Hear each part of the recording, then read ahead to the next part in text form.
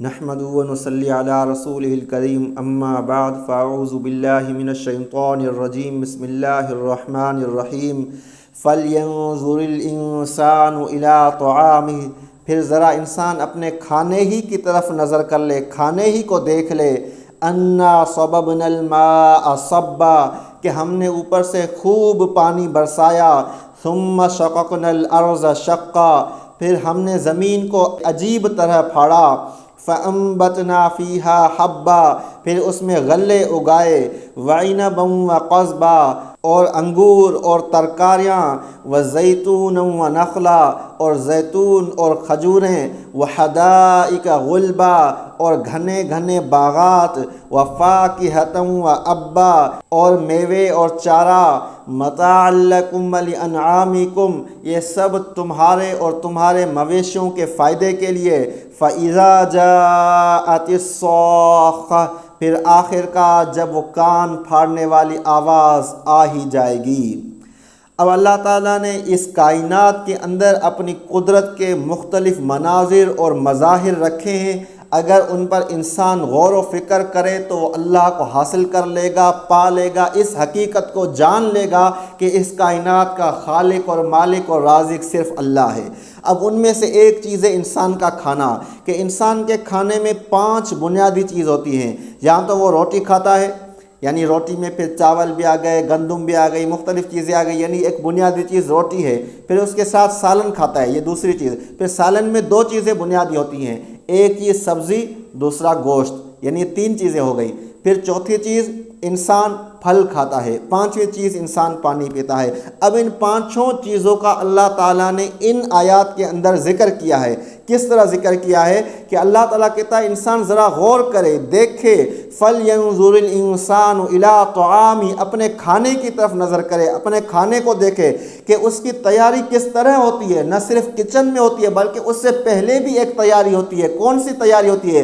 کہ ایک بیج کو اللہ کومپل بناتا ہے، پھر اوپر سے پانی کون برساتا ہے۔ اس طرح اللہ کا نظام چلتا ہے کہ وہ سمندر کا پانی بھاپ بن کر اڑتا ہے اور بادل بن کر چلتا ہے، پھر اللہ کے حکم سے برستا ہے، پھر اس برسے ہوئے پانی سے ندیاں اور نالے بہہ اٹھتے ہیں اور جس سے کھیت آباد ہوتے ہیں۔ پانی تو کھارا تھا، اللہ کی قدرت کا ایسا نظام چلا کہ جب وہ برستا ہے تو میٹھا ہو کر برستا ہے۔ پھر اس معصوم کومپل کے اندر، نرم و نازک کومپل کے اندر اتنی طاقت نہیں تھی کہ اس مضبوط زمین کو پھاڑ سکے، اور نہ ہی یہ انسانوں کے اندر طاقت تھی کہ ہر بیج کے اوپر سے جا کر زمین کو ہٹائیں اور کومپل کو باہر نکلنے کے لیے راستے کو آسان کریں۔ پھر کس کی قدرت کا نظام چلا کہ ایک کومپل زمین کو پھاڑ کر باہر نکل رہی ہے؟ یہ سب اللہ کی قدرت کا نظام چلا۔ پھر اللہ کہتا انا صببنا الماء صبا، ہم نے اوپر سے خوب پانی برسایا۔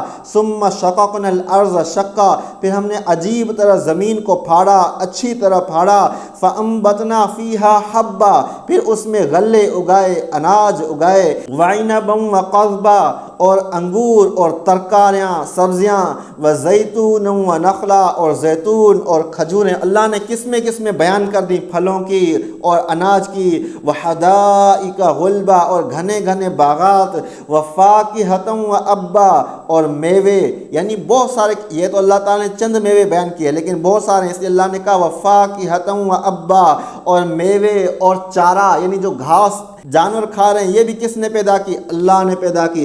متاعا لکم ولانعامکم، یہ سب کچھ کس کے لیے کیا؟ فرشتے تو کھاتے نہیں، اللہ کو کھانے کی ضرورت نہیں، پھر کس کے لیے؟ اے انسانوں، یہ سب تمہارے لیے کیا، تمہارے فائدے کے لیے کیا، تمہارے مویشیوں کے فائدے کے لیے کیا۔ ان مویشیوں کا گوشت کھاؤ تب بھی تمہیں فائدہ، دودھ پیو تب بھی تمہیں فائدہ، مویشیوں پر سواری کرو تب بھی تمہیں فائدہ، ان پر بزنس اور کاروبار کرو، انہیں بیچو تب بھی تمہیں فائدہ، تم ڈائریکٹ ان کھانوں کو کھاؤ تب بھی فائدہ۔ وہ جانور جو جنگل میں موجود ہیں وہ ڈائریکٹ تو تمہارے مویشی نہیں، لیکن ان جانوروں کا اس زمین پر موجود ہونا ضروری ہے۔ ان کی موجودگی بھی اس زمین کو فائدہ دے رہی ہے، ان کا موجود ہونا اس زمین کے ایکو سسٹم کے لیے ضروری ہے۔ اس لیے کئی لوگ، کئی سائنسدان جانوروں کی نسلوں کو بچا رہے ہیں کہ اس جانور کی نسل کو ختم نہیں ہونا چاہیے، کیونکہ یہ جانور بھی اس زمین کے لیے ضروری ہے۔ وہ اگر کھانا کھا رہا ہے تو وہ بھی فائدہ، کسی نہ کسی طریقے سے انسان کو ہو رہا ہے۔ اب اللہ کہتا ہے فَإِذَا جَاءَتِ الصَّاخَّةُ، پھر آخر کا جب وہ کان پھاڑنے والی آواز آ ہی جائے گی،